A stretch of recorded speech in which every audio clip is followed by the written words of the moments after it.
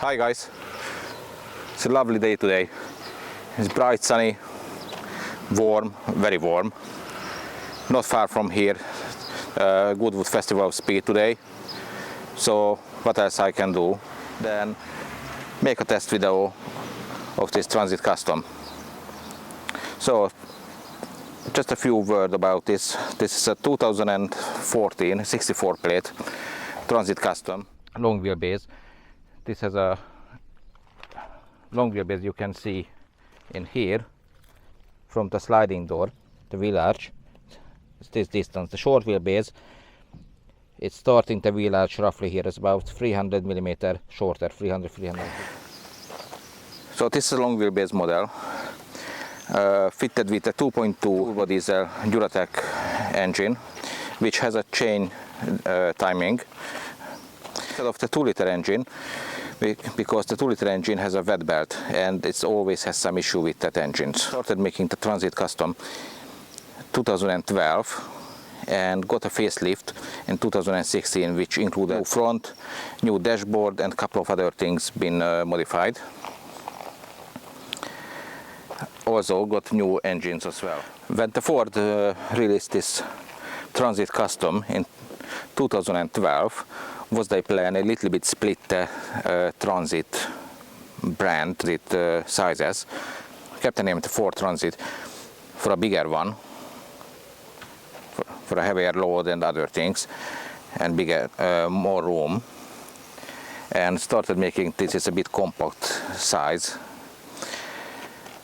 but still plenty of space in the back, unless if you would like something really big to carry.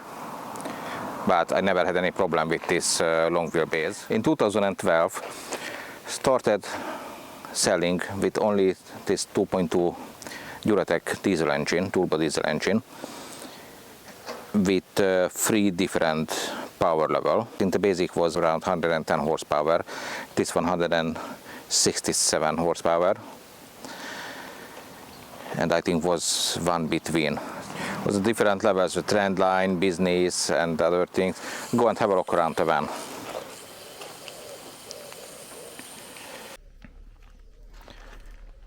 As you can see, it's not spotless condition.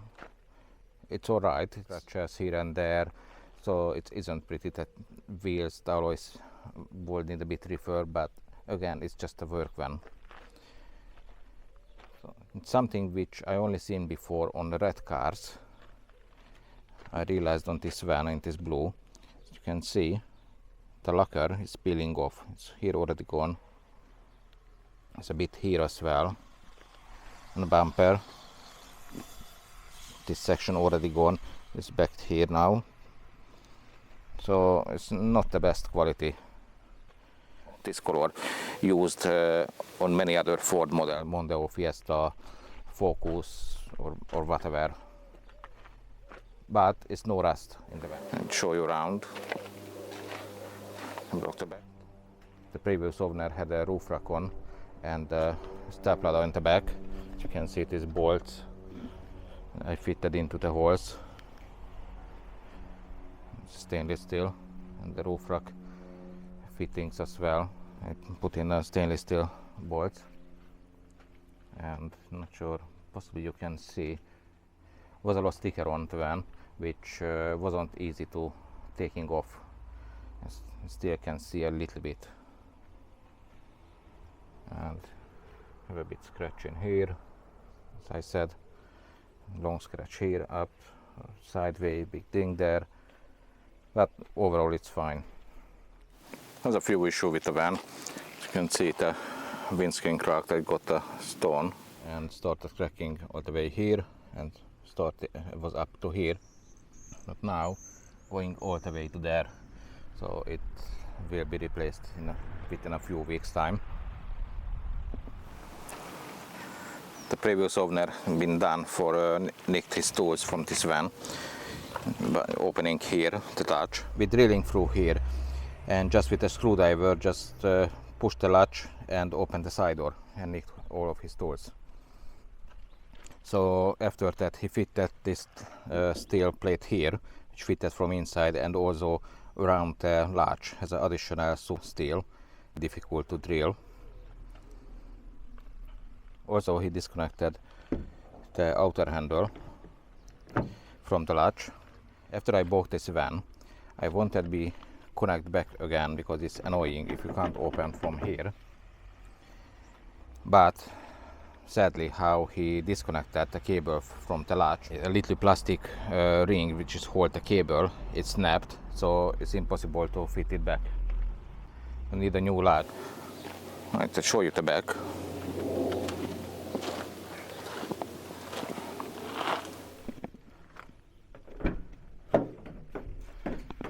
As you can see, there's plenty of room in here. Yes, I know it's a bit dirty, a little bit, well, not too dirty, it's just more dings and other damage all around. Sorry, just a couple of blankets left in here. So it's plenty of space in here. As you can see, it is the straight length, it's over 2.9 meter. In angle you can fit 3.2, 3.3 meter. Since I bought a van, I never really had a problem for loading issue. Always fitted whatever I wanted to fit in. By the way, I have with my business partner a furniture business. We're making furnitures, kitchens, everything. So usually furniture going in here. Never really had a problem for it wasn't big enough. Sometimes we have to run, but I think even a bigger van wouldn't be big enough sometimes. So it's pointless having a bigger van. You can open the sliding door. It's only open from inside.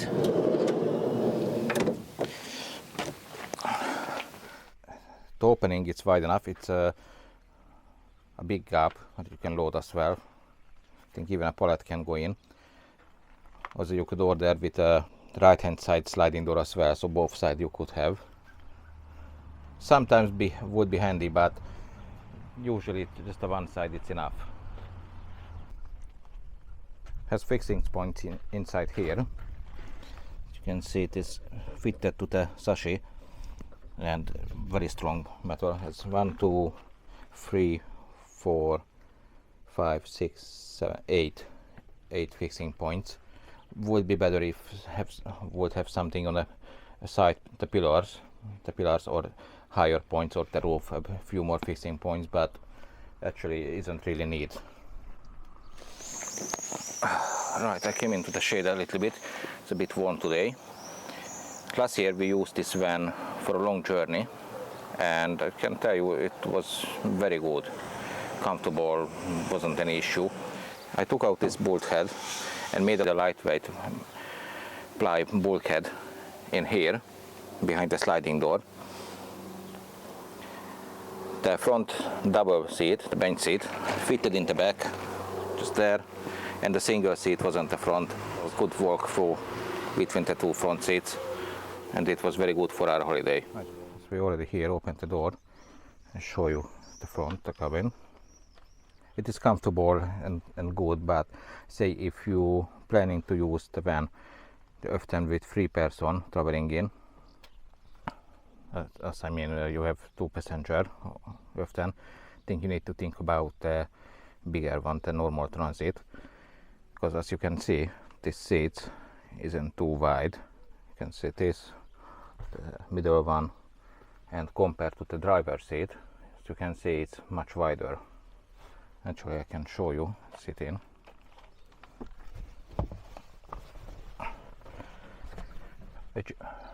Which is alright. I shut the door. It's alright, comfortable for even long journeys. But if someone's sitting next to you, I think you will have an issue, definitely, if a little bit more chubby other guy as like me. As you can see, my shoulder already halfway into the other side, and the sitting position isn't bad, but again it's already on the other seat a little bit. Alright, look around in here. It's a normal Ford dashboard from around 2014, which you can see very similar in Ford cars as well, Focus, Mondeo, maybe Fiestas as well. It's similar things everywhere. The normal sunshades is quite wide, so it's alright. It's a little storage department up here. Other lights there, a couple of hooks for your coat or cup. Some of the cars or vans not really have enough cup holder. I think the Ford made really well, make sure you can take enough drinks with you. I'll show you. There's a cup holder here, either side of the dashboard, one here and one, as you can see, there on the other side. Down there on the two sides of the dashboard, the lower section has a bottle holder which easily can fit a 2-liter water bottle. Into the door you can stand in there other 2-liter water bottle of 1.5 liter, and on the bottom section another bottle you can fit, so it's more than enough. And if you think still need more, you can see in the middle seat back you can fold it down, just a couple of papers or whatever with this rubber strap can hold, and pencils. Here have additional 2 cup holder, so I think it's a bit overkill, but better be more than nothing. This one only have airbag on the driver's side. This basically the space for the airbag, but this is a storage space here now, which is very handy until you need the airbag, but hopefully it never will happen.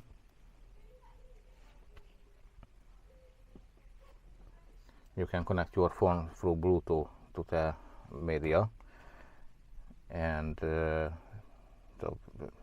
hands-free phone calls, other things, and searching in the phone menu, last call, other things. Also it's a DAB radio, not just FM, which is good. It's a lot more choice that you can choose. It has this button here, it's a heated windscreen, which is very good. At winter time, when the windscreen a little bit, frozen, and about half a minute later you can go, because the windscreen will be clear. Go to the driver's side as well.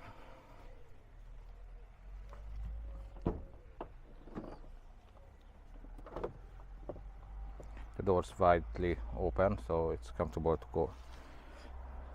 go into van.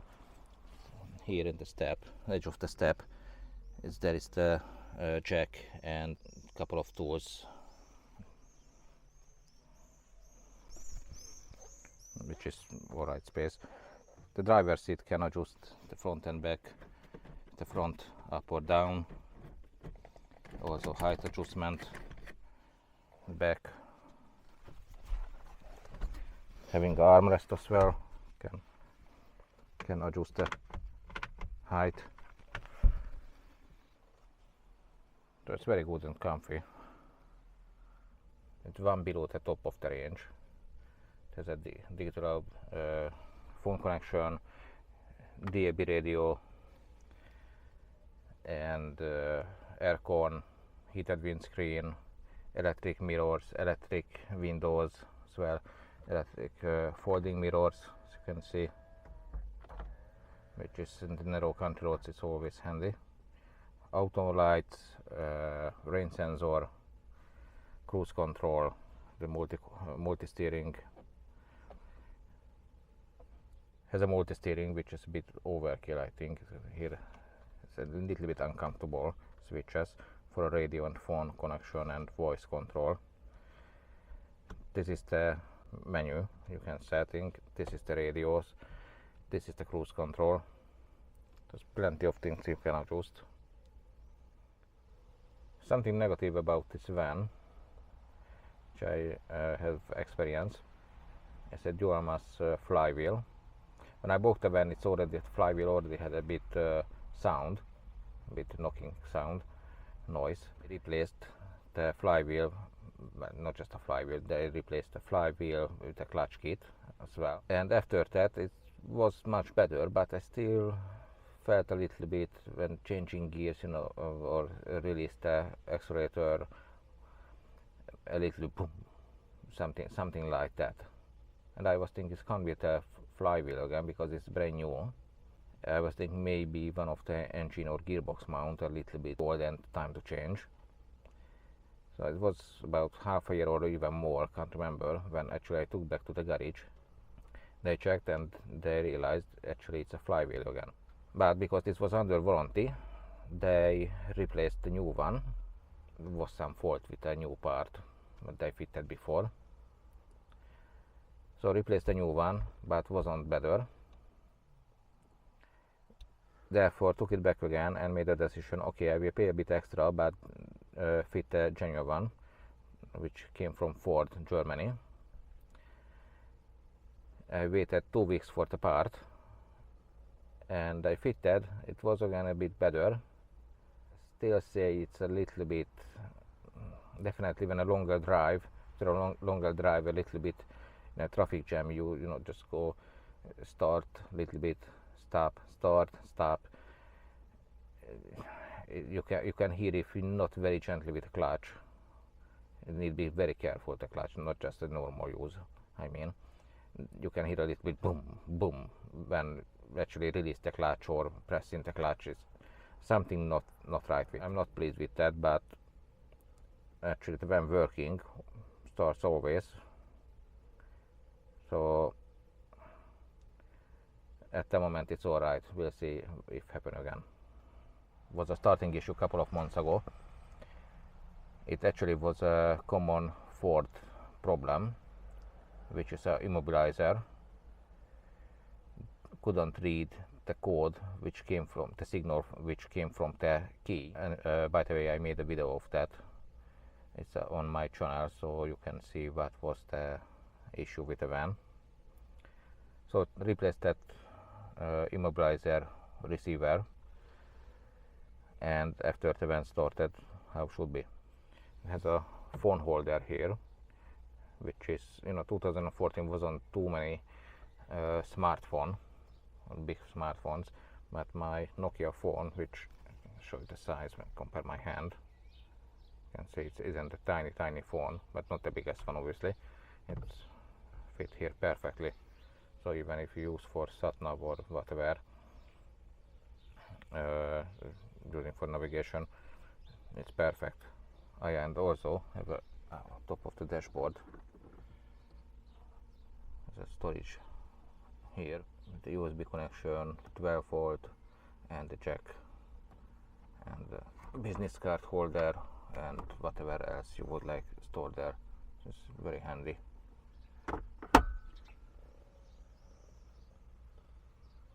I didn't say, but of course the steering you can adjust up and down, in and out, so you can find very easily the best driving position for yourself. Let's see how it's driving. Come with me. Right, let's go and do some driving.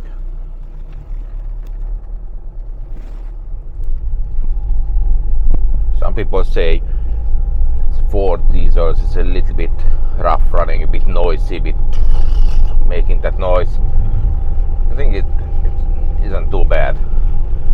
Basically it's a van, so I know it's not quiet, but end of the day it's a van. We don't waiting something like from a Merc or a Lexus, the quietness, how quiet need to be.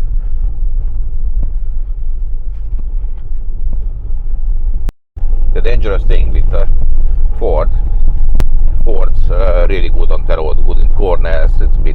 Can go a little bit sporty, so even this van, the suspension, everything, how on the road, in corners, everything, it's very good. So you feel like a little bit, it's not a van, it's just a little bit sporty car, but obviously it's not. A little bit faster in the corners than how should be. Some people more prefer the VW Transporter, which is, I wouldn't say it's a nice van or minibus, whatever, Transporter, I did driven one, not long, just a little. The sitting position more comfortable in this one. Personally for me, that my personal choice, not because I have already, I will choose between the Transporter and the Transit Custom. The Transit Custom, bit more room around you on the head. The A-pillar isn't really in your face like I felt in the Transporter, so I would prefer more this one instead of the Transporter or Transit Custom. I possibly still will choose Transit Custom. One of the problems with the VW Transporter, the price. Unfortunately, the Transporter is a bit overpriced, I think, because very popular. And if you're looking the same age, this is a 64 plate. If you're looking at similar age Transporter, I'm sure you need to pay well over 10-11k, if not more. And this one you can buy around 6.5 grand. You can find a nice one, nearly double the price. It's, for me personally, it's not worth it. The acceleration compared to the van, not thinking about car, isn't bad. It's not a sport van. It's nothing. Don't misunderstand my words. You just, if need to go, she can go. On a German motorway last year,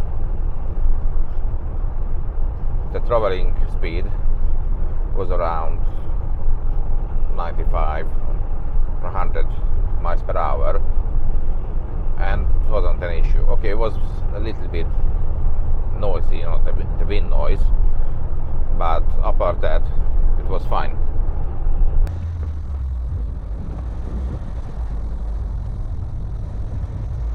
Can speed up in the corner.